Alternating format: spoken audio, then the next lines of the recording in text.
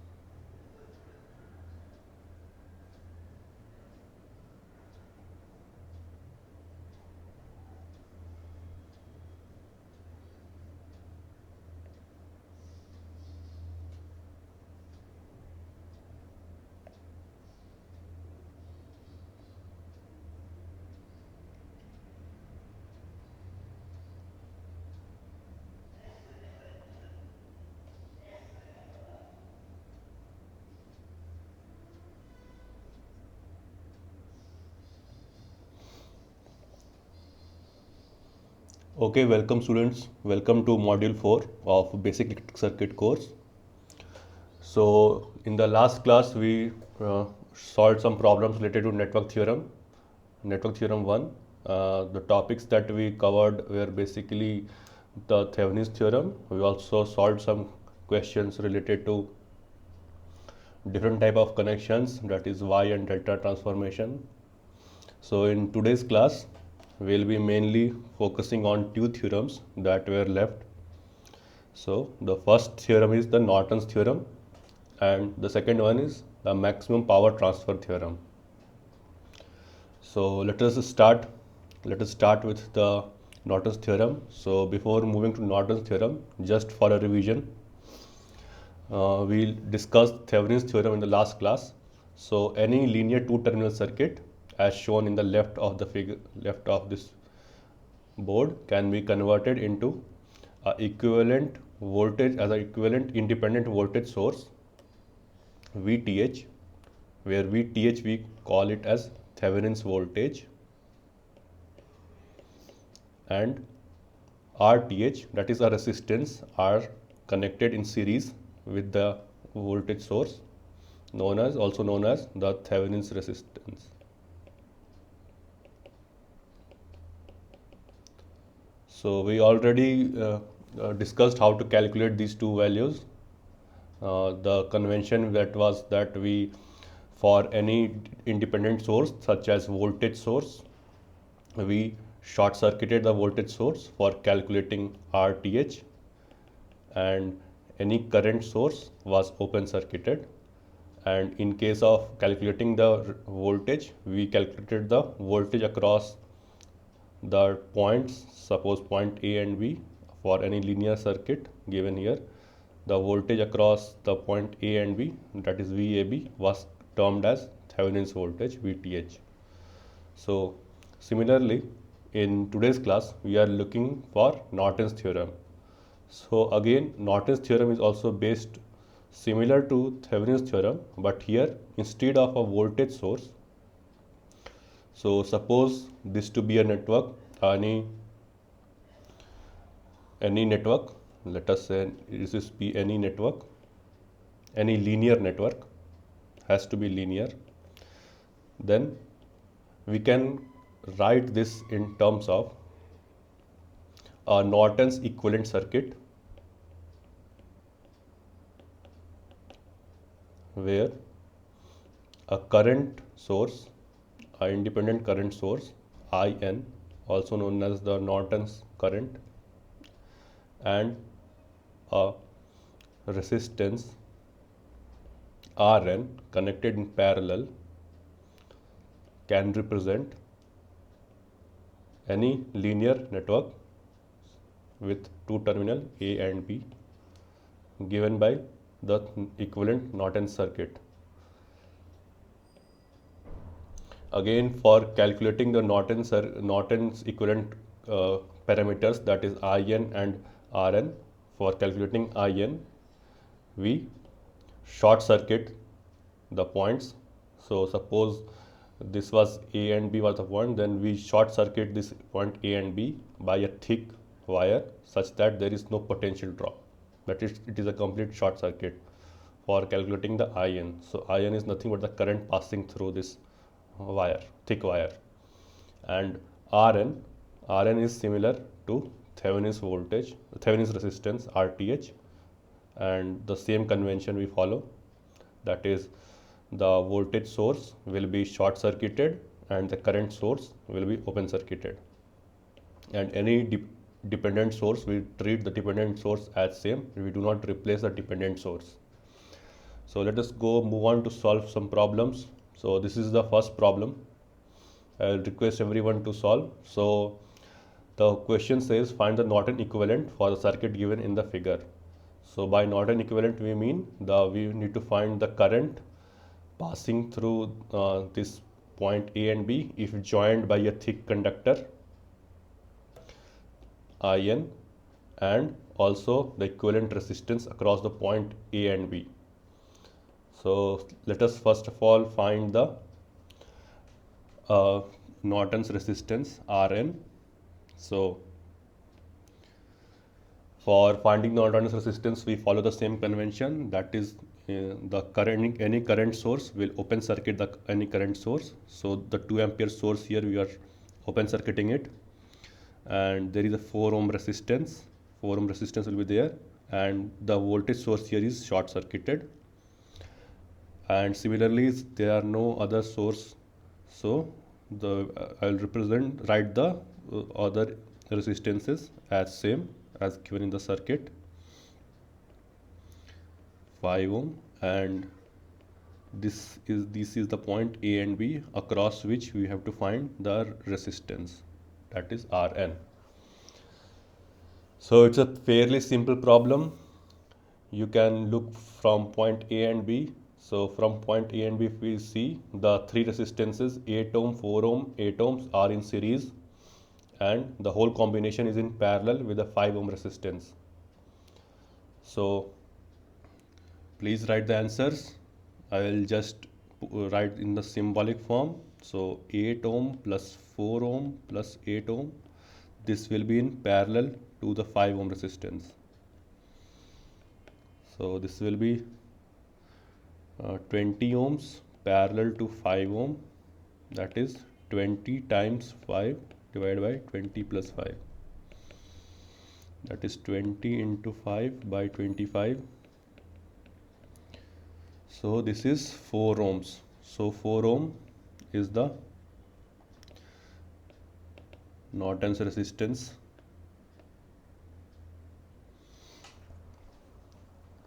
Okay, yes, Karthik has written the right answer for Norton's resistance. Now to calculate the current, we need to take the actual circuit as it is and just short circuit point A and B and find the current through that. So I'll erase this portion.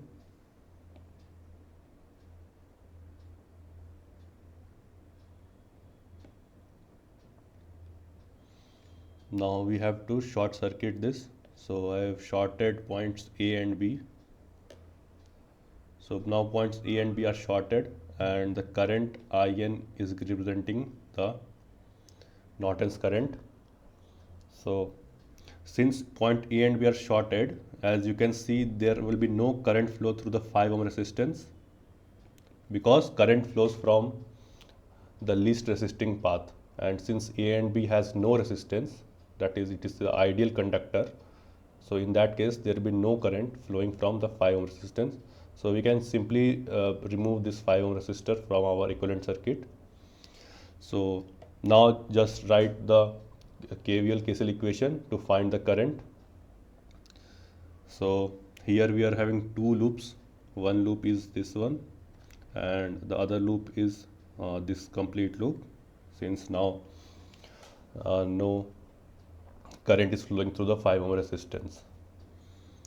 So let us write for the second loop first. So for the second loop, for loop 2, let us follow the same convention, minus 12 plus 4. Let us say current I is flowing, capital I. So 4I plus 8I, and since there is no other any other resistance, so this is the current. But also there is one another loop, which is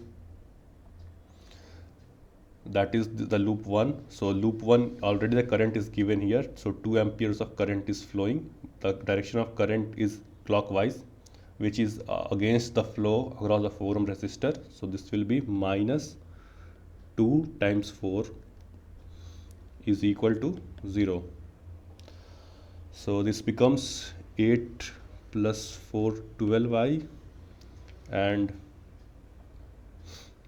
the sum here becomes 4 into 2, 8, and minus 12. So this will become 20. So capital I here becomes, I hope I'm doing it right. Okay, sorry, one 8 ohm resistance I have missed here. So there is one 8 ohm resistance here also. Okay, so I'll just write the equation, add the 8 ohm part also. Now plus the current must return to the cell, so plus 8 into I. Now this equals to 0. So now let us solve this. So minus 12 and minus 8, that is minus 20, plus 4 plus 8, 12, 12 plus 8, 20, 20I is equal to 0.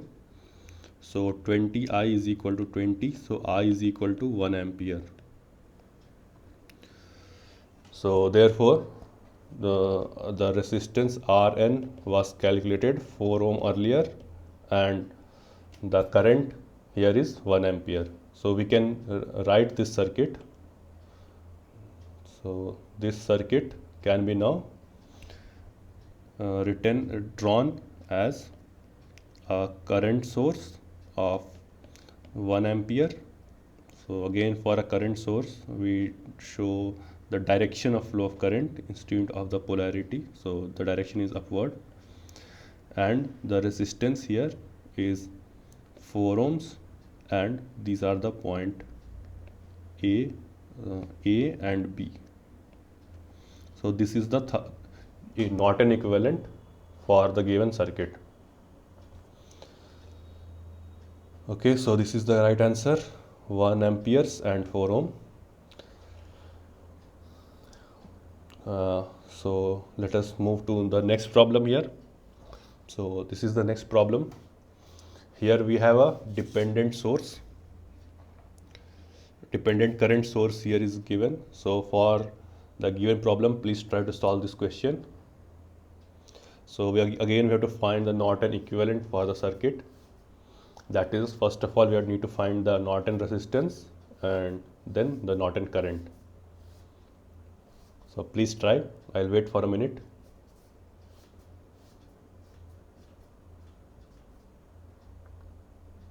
Let us start with the Norton's resistance.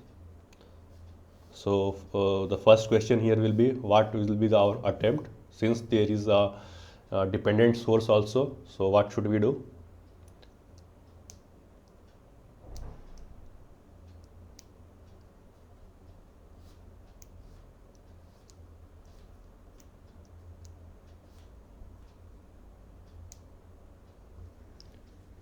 So first of all, we have to remove all the independent sources. So there is a 4 ohm resistance. We have to open circuit this voltage source, and there is a 5 ohm resistance, and there is a dependent current source twice Ix,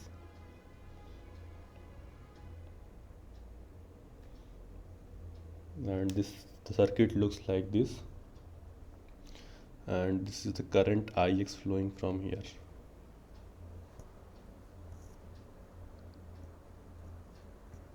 So the question here is the voltage source that is represented here, that is the voltage source of 10 volts. So what should we do with the 10 volt source? Since there is an independent voltage term here also, so I'll just give you some options. So the 10 volt source A should be open circuited, B should be short circuited, or C should remain as it is. Please type A, B or C.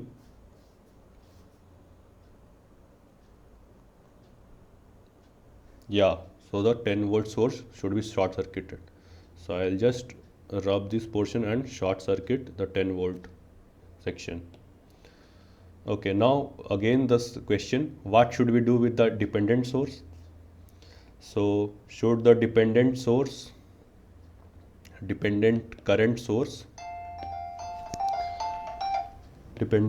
source is there, so should we open circuit it or short circuit it, or it should remain as it is?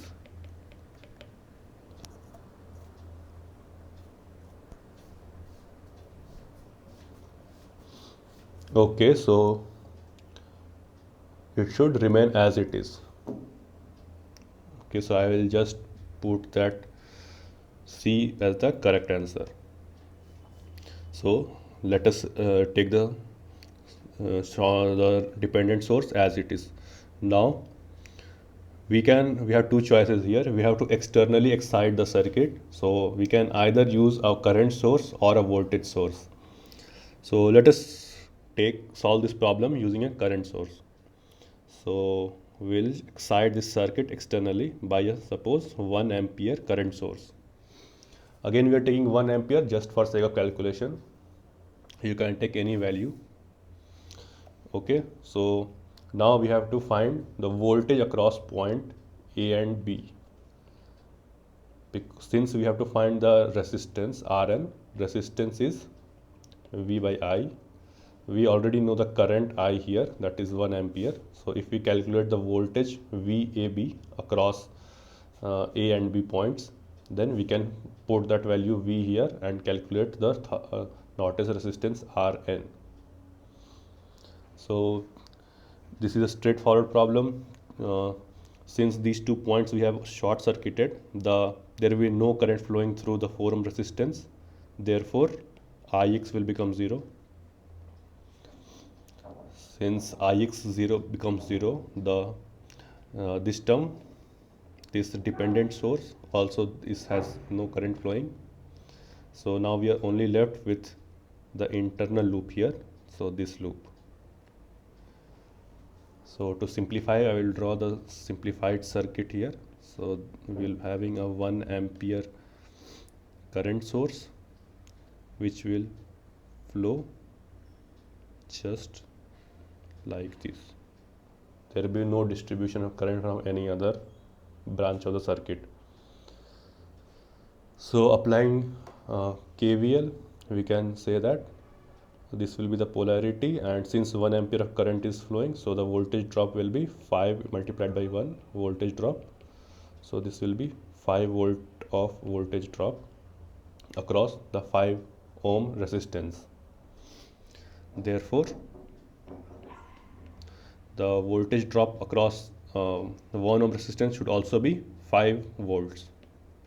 The polarity will be plus minus. Okay, so therefore the voltage drop V comes out to be 5 volts, and since we have to calculate Norton's resistance Rn. Therefore, Rn is equal to 5 by the applied current. Current was 1 amperes, so 1. So this is 5 ohms.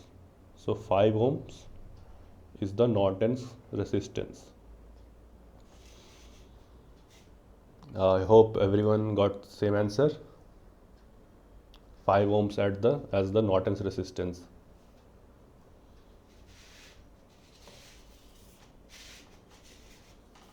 Okay, now we have to calculate find the Norton's current.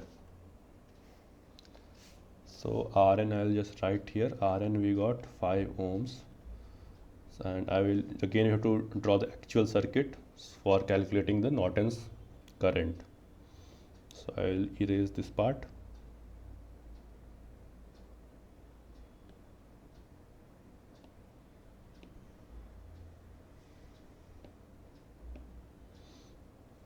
Okay, now we have to short circuit this. So I am again short circuiting the points A and B, and we have to calculate the Norton's current IN passing through point A and B. So now let us see here what will be the value of Ix here. This is a simple loop, nothing complex here. So what will be Ix? I'll wait for a minute. What will be Ix value?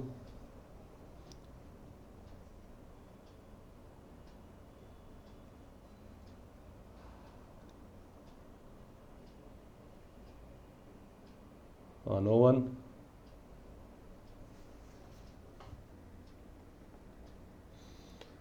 So Ix is total voltage across the resistor, that is 10 volt, divided by the resistance, that is 4 ohm.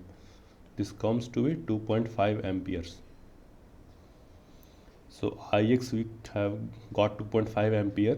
So therefore the dependent source here term will become, that is 2Ix, it will become 5 ampere.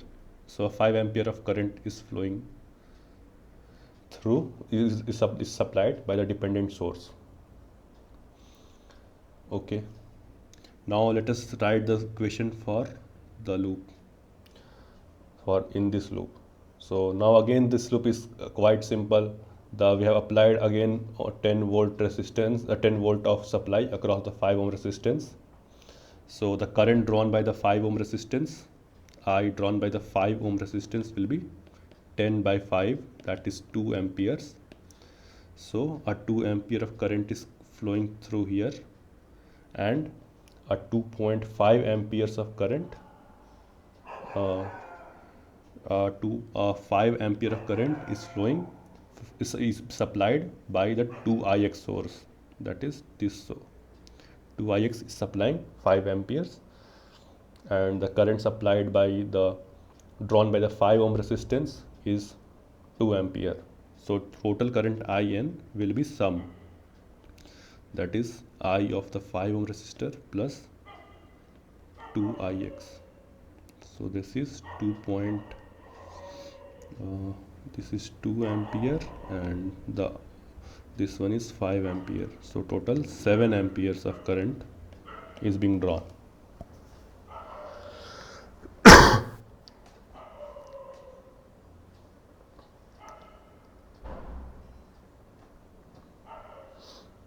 Is this correct?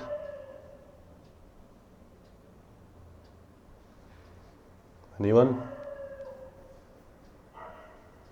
Do you get 7 ampere current being flowing through this?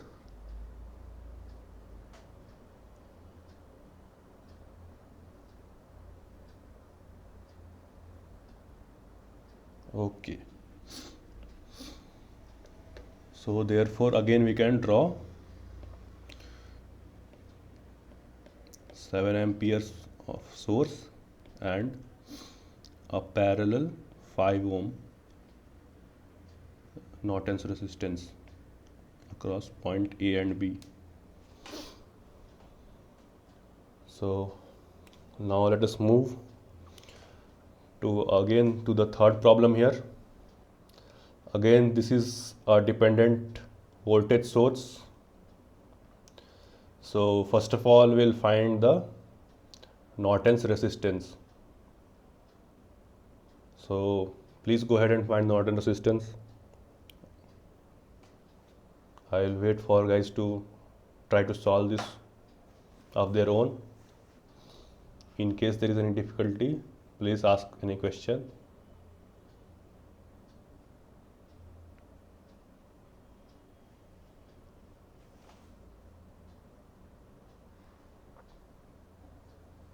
Again, this is also a problem related to a dependent source.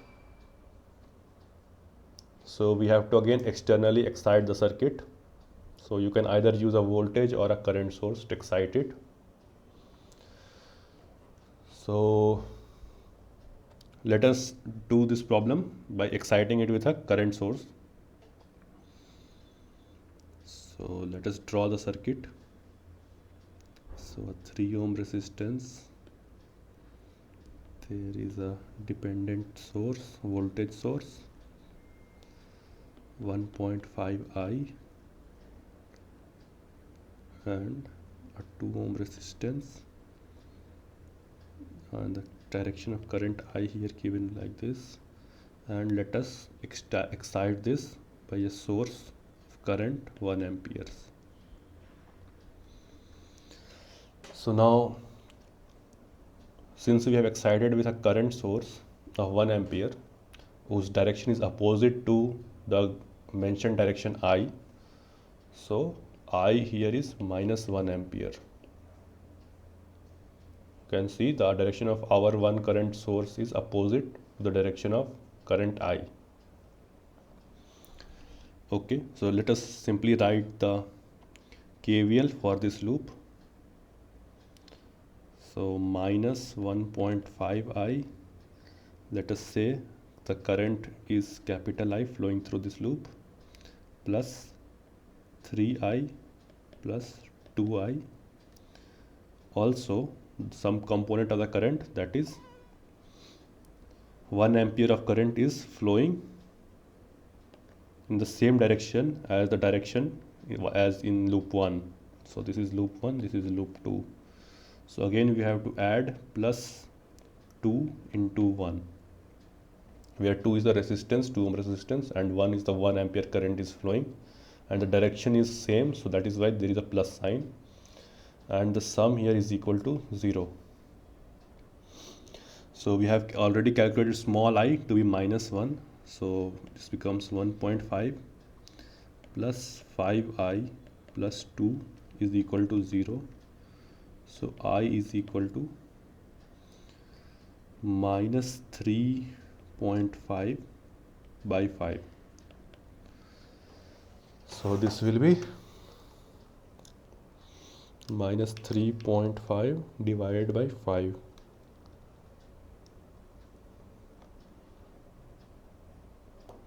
This is minus 0.7 ampere. That is current I flowing. And now we have to find the voltage drop. So voltage drop across the 2 ohm resistor. So we have to find this voltage drop. So total current flowing through 2 ohm resistance is capital I plus 1 amperes. So that is minus 0.7 plus 1, that is 0.3 ampere. 0.3 ampere is the current flowing through 2 ohm resistance. So therefore voltage drop will be 0.3 times 2 ohms, that is 0.6 volt.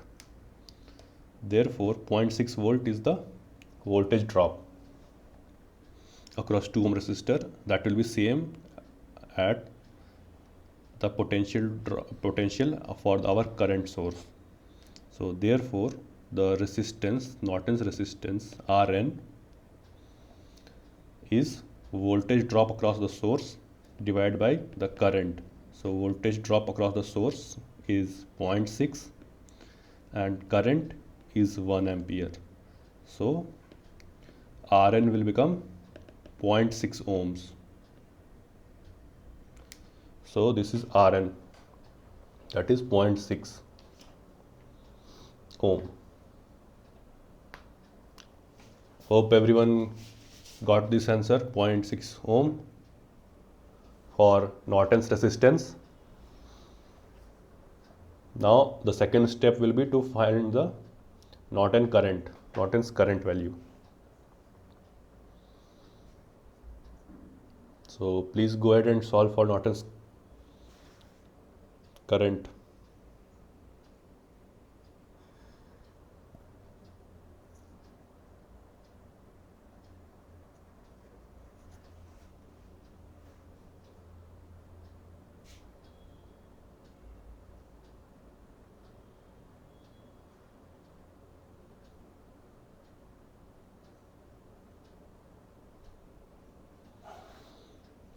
So I'll erase the portion here. I'll write the Norton's value 0.6 ohm.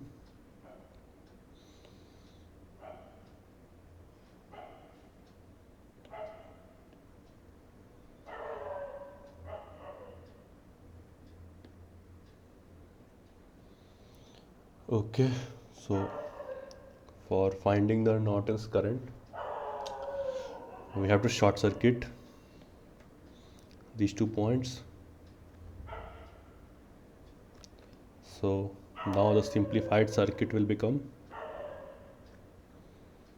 1.5 I, a 3 ohm resistor, and since we have shorted the 2 ohm, so there will be no 2 ohm resistor, and the current I is given I. Same I will be called the Norton current, IN.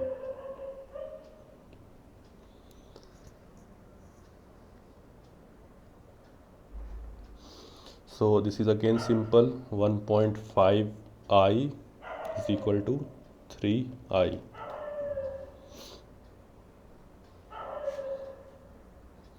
So do you find anything here bizarre? As there is no any independent source is not there. The circuit is powered by dependent source only.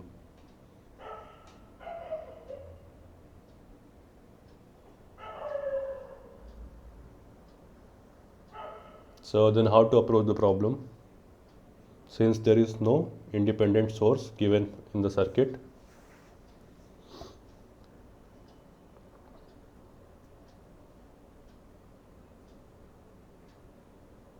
anyone?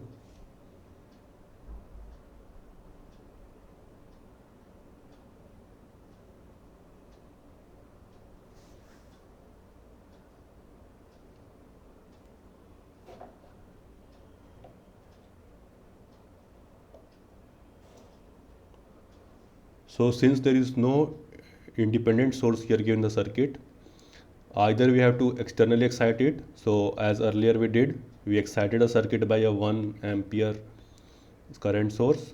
We can also excite this by a 1 volt source and try to find out the current I flowing through this and the voltage. So we found the current was 1 ampere. For 1 ampere we found the voltage to be 0.6 volts, and similarly for 1 volt we have to solve and found the current flowing through the wire. So let us do that also, that if we solve this problem by exciting it with a current, instead of a current source we use a voltage source. So in that case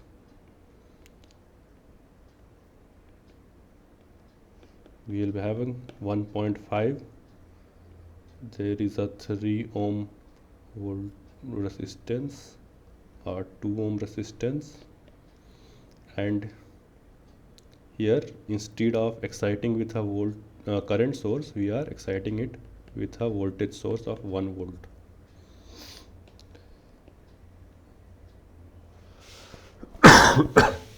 So now in this case we need to find the current here that is flowing through the external source.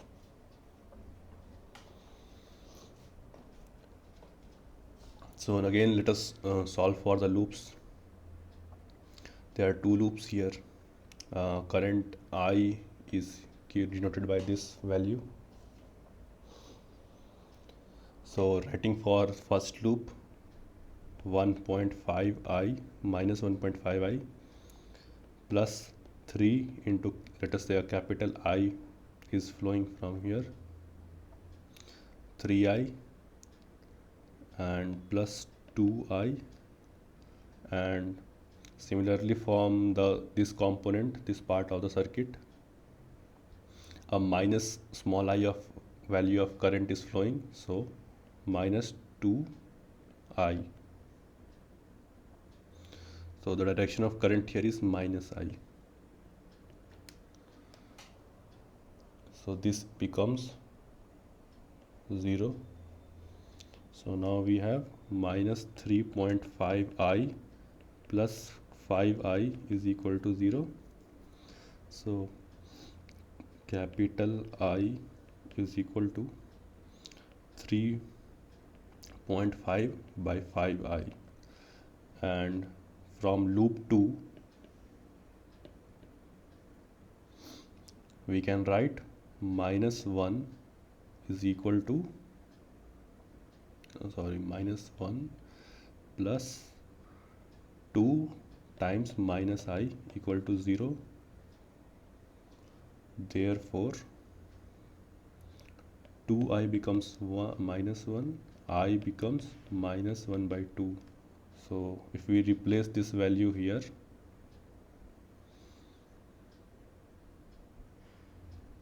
we will get the capital I value 3.5 by 5 into minus 1 by 2. Please check all the signs are correct. So we are taking voltage, so minus 1 and minus I current is flowing, so 2 times minus I equal to 0. So 2I is equal to minus 1, I equal to minus 1 by 2.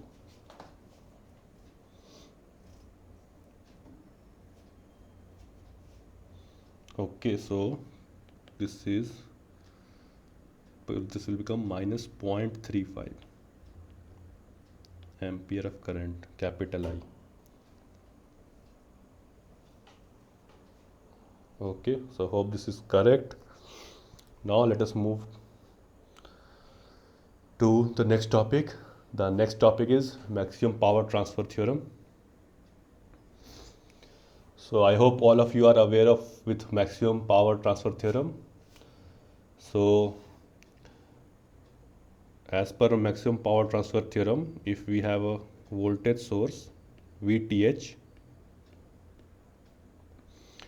with some internal resistance RTH, and if we connect this to a load, suppose RL, then can anyone tell me the relation that at what value of RL will draw maximum power?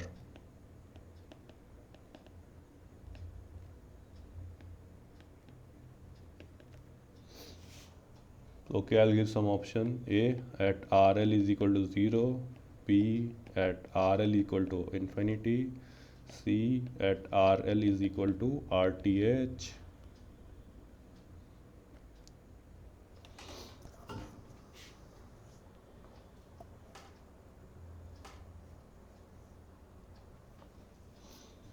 Okay, so for the load to draw maximum current power, it should be at RL is equal to RTH, that is the load resistance should be equal to the internal resistance of the supply. Okay, this question was okay. Then the second question is, then what will be the efficiency of that circuit, efficiency of power delivered?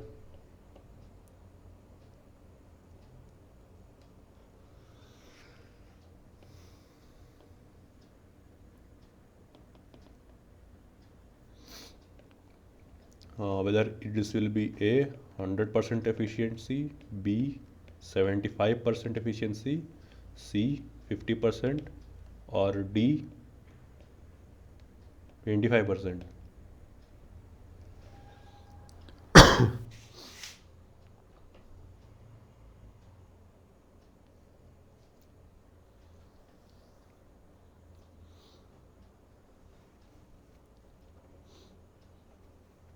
So we know what is efficiency. Efficiency divided by eta is power delivered by power supplied.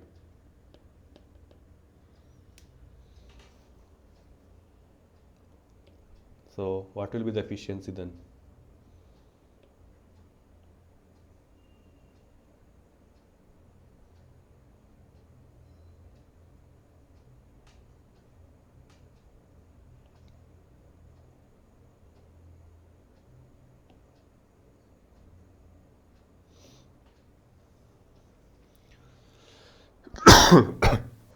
So let us assume here that we already know that RL should be equal to RTH. So before solving this question, what will be the efficiency of the power delivered? Let us first of all find how much power will be delivered. So again I will ask question, power delivered to the load. I'll provide options: A,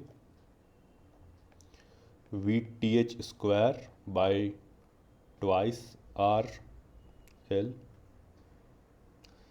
B, VTH square by 4 times RL, or it's C, VTH square by RL.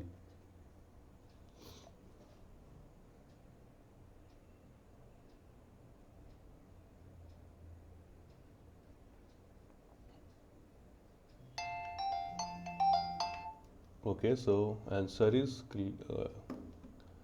B, power will be V square TH by RL. Okay, very good. Now we have to calculate the efficiency.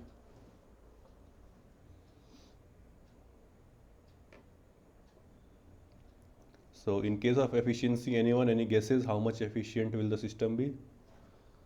For this question number 3, let us say Q3, this was 2. What will be the efficiency of the power delivered? So we'll just solve this problem here without wasting any time.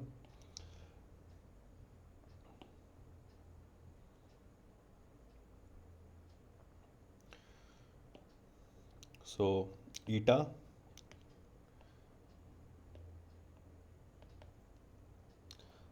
okay, so someone is saying 25%. So let us see what will the power delivered. So eta will be power output or power delivered by the RL load divided by the total power P total.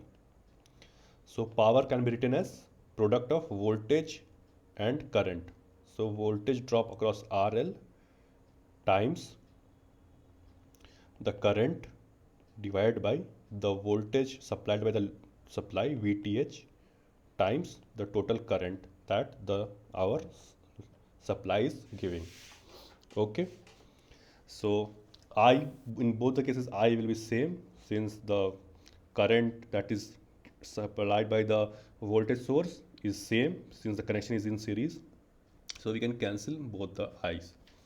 Now let us see what is VRL, voltage drop across RL. So we'll use the current division, voltage division rule. So VRL will be RL divided by RTH plus RL times VTH. And since we have got that RTH and RL are equal, since RTH is equal to RL, so let us say this equal to RTH equal to RL. So therefore VRL is equal to RL times twice RL. Since RTH is RL, so we can write RTH is RL, so RL plus RL 2RL into VTH. So we can cancel this out. So VRL is VTH by 2. Okay, so now let us substitute this in our efficiency equation. So efficiency eta was VRL by VTH, and VRL we calculated VTH by 2, and the denominator term is VTH. So cancelling VTH will cancel out. So it will become 1 by 2, that is 0.5. So in terms of percentage, we'll multiply with 100. So this will become 50%. So the efficiency of the system will be 50%. So C is the correct answer. Efficiency will be 50%. But 50% is not a very good efficient system, because a 50% efficient system means that we are utilizing 50% of the energy and we are wasting the another 50%. So another 50% is being used by RTH, that is the internal resistance. So this is not a good efficient circuit. So that is why we rarely use maximum power transfer theorem for supplying the load, because 50% is a wastage of energy. Energy should be at least 75% high. Efficiency should be at least 75%. Then we can say that the system is efficient. But there are some applications of maximum power transfer theorem, such as in case of communications. In case of communication, since the energy is very small, energy supplied, energy utilized by, for example, sending a telephonic signal is in order of milliwatts. So in that case, we often use maximum power transfer theorem so that we can send a high signal output. So the application, please remember, the application of maximum power transfer theorem is in case of communication systems. Communication systems. So that is sending a signal, because in that case the power level is very low as compared to the electrical power. So therefore only in electronic communication system we use maximum power transfer theorem. So now let us solve some problems related to maximum power transfer theorem. So we have to find the value of RL for maximum power transfer in the below circuit. So at what value of RL the network should supply maximum power? So the best way to find the RL value is to calculate the Thevenin's equivalent for the whole network. So that is, we can write this as VTH. There will be some Thevenin resistance RTH, and this our network will be A and B, where we are conducting the load, connecting the load RL. So if we get RTH, then we'll just simply put RTH equal to RL and we can find the value RL for maximum power transfer theorem, as per maximum power theorem, to deliver the maximum power. So please find the value of RL. So simply just find the Thevenin's resistance for the circuit.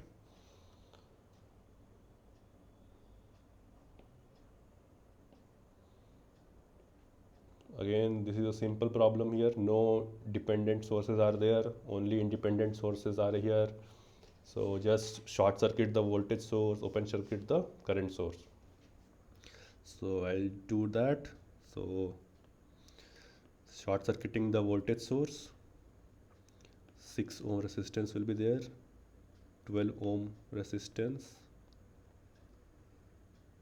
again a 3 ohm resistor. We have opened the current source, and finally 2 ohm resistance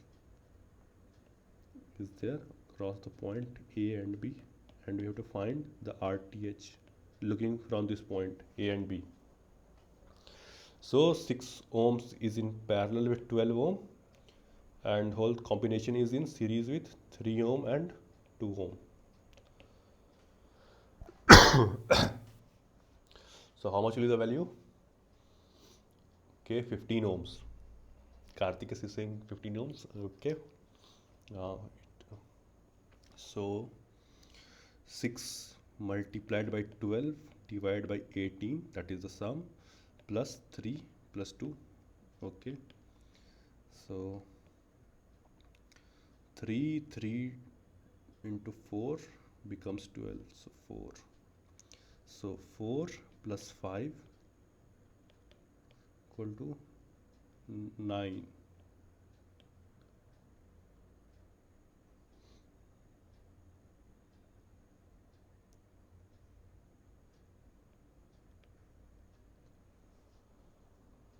So I'm getting 9 ohm. Is it correct?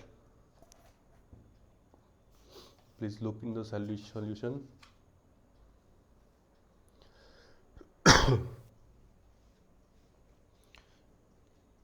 Yeah, so 9 ohm. So 9 ohm is the Thevenin equivalent resistance, and therefore RL has to be 9 ohm for extracting the maximum power. Okay, so that is the Thevenin resistance, that is the resistance value for extracting maximum power. But what will be the maximum power? The question is how much power will be delivered to the load.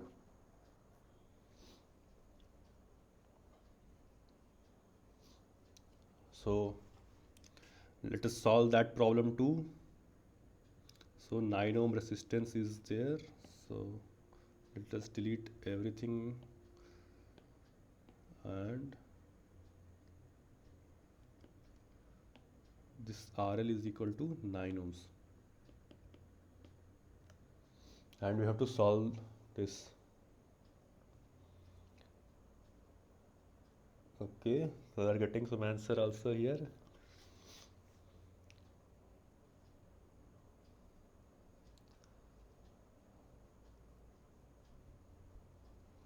So there are two ways here to calculate the value. One way is that to directly solve the problem and find the current I that you will get here, and simply the power, maximum power, will be I square times RL.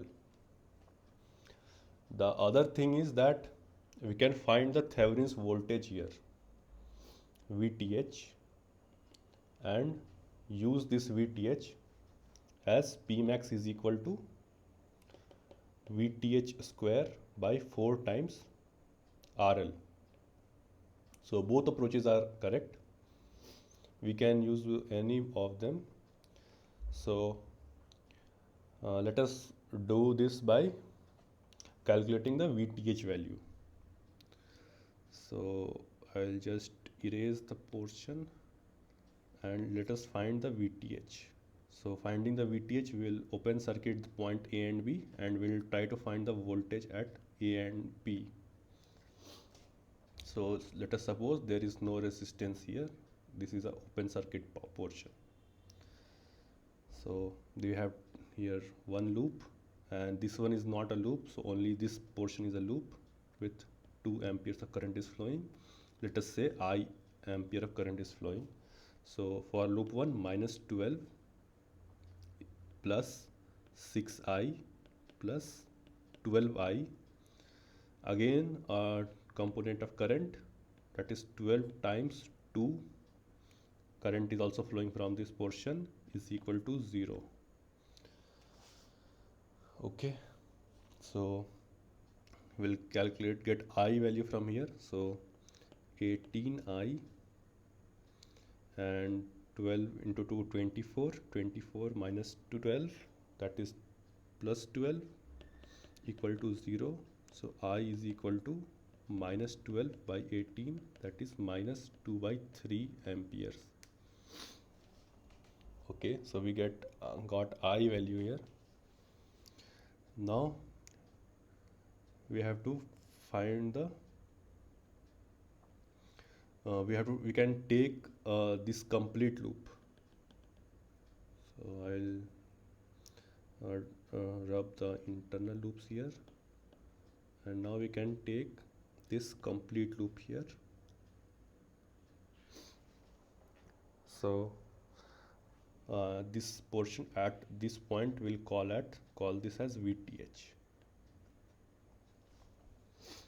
So this will become minus 12 plus 6 into minus 2 by 3, that is the current, plus 3 times the current through the 3 ohm resistor. So the 3 ohm resistor current was minus 2 amperes, and finally the VTH value plus VTH equals to 0.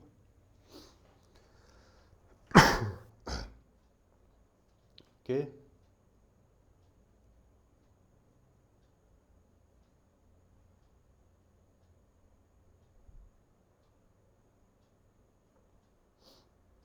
I hope this is clear.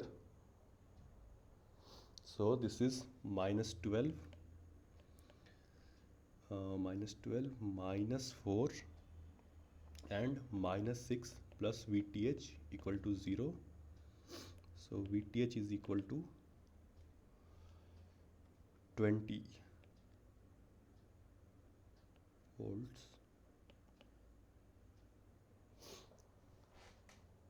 22. 12 plus 10, 22. 22 volts is VTH. So power P max will be VTH square by 4 times RL. So 22 squared by 4 into 9. So use the calculator. 22 square divided by 4 times 9. So this comes out to be 13.44 watts.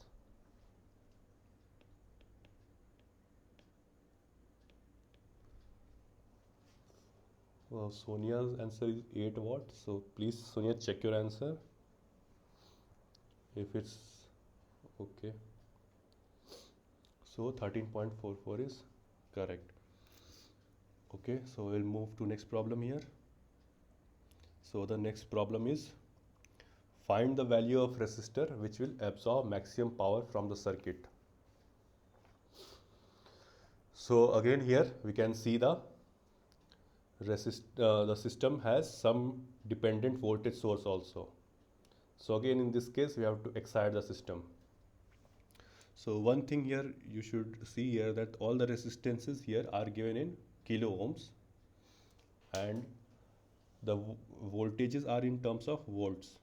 So again we have to excite the circuit, but instead of exciting with 1 ampere here, we'll excite with 1 milliamperes, because once 1 milliampere is multiplied with the resistance in kilo ohms, the net value of voltage will become it will remain in volts.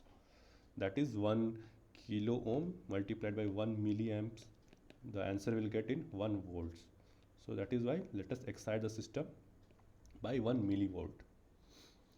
So I will connect a current source here of 1 milliampere.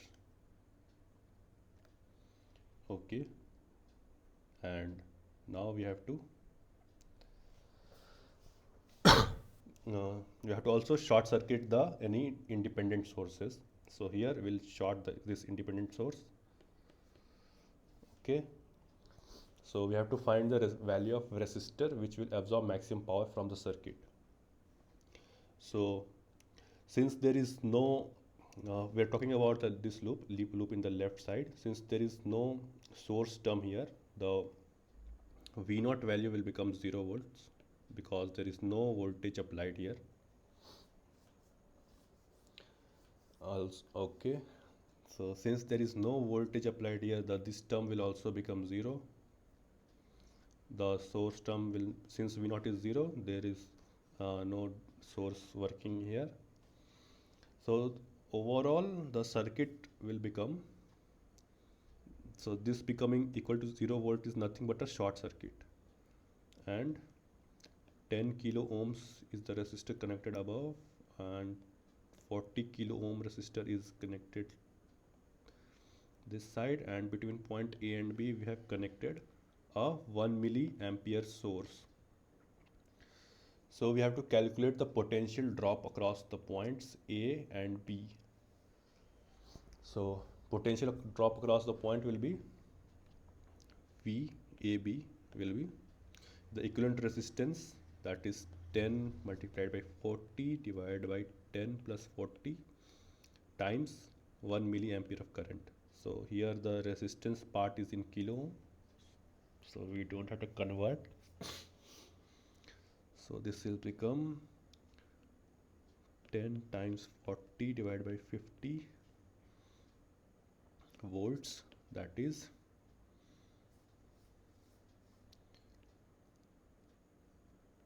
8 5 is 40, it will become 8 volts.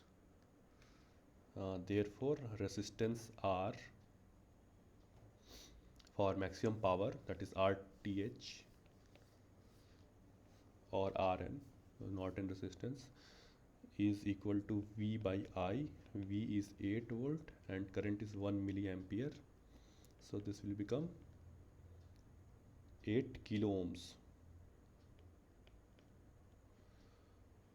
So therefore RL connected should be 8 kilo ohms.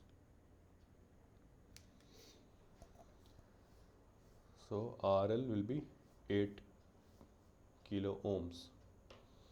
So again, for calculating the power, you can solve this by taking the actual circuit. So in the actual circuit, the 8 volt part will be there. So let us calculate that also.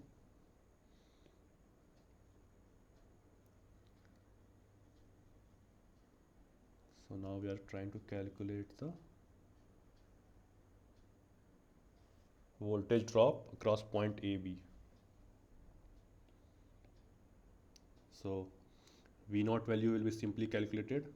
So use the current voltage division rule. So 1 divided by sum, that is 4 times 8, that is 2 volts. So V0 is 2 volt. So if V0 is 2 volts, so now in this circuit we can write, again we will use the voltage division rule. So let us mark the polarity plus minus like this. But since the polarity of the dependent source is opposite, the sign will get negative. So VAB will be minus. So again, you, please be careful. Here plus is there, here negative we are taking. So that is why sign negative comes here. So minus 40, that is the resistance, divided by the sum, that is 50 into 120 V0. V0 is 2 volts. So minus 4 by 5 into 120 into 2. So this will become 2 for 24. So minus 8 times 24.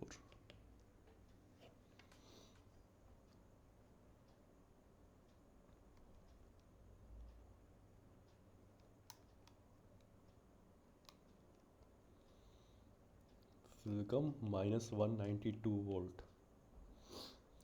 So the maximum power will be P will be, so again the minus sign here is coming because this is not a supply, this is a load. So a negative sign is that because of that reason. So P will be VTH square divided by 4 times RL. So minus 192 squared divided by 4 times R, that is 8 kilo ohm. So now here in this case, since the voltage is in volt and the resistance is in kilo ohm, therefore you have to convert this. So multiply by 10 to the power 3. So now just calculate 192 squared divided by 4 multiplied by 8 multiplied by 10 to the power 3. This comes out to be 1.152 watt. So P max will be 1.152 watt. Okay. So with this we have covered both network theorem 1 and 2. So in the earlier classes we discussed up to this point, and now today we have discussed the Norton's theorem and the maximum power transfer theorem. So from other module we'll move to other sections of the chapters. For now we have summarized the network theorems, all the network theorems. So if you have any question, any doubt, you can ask. I will wait for a minute.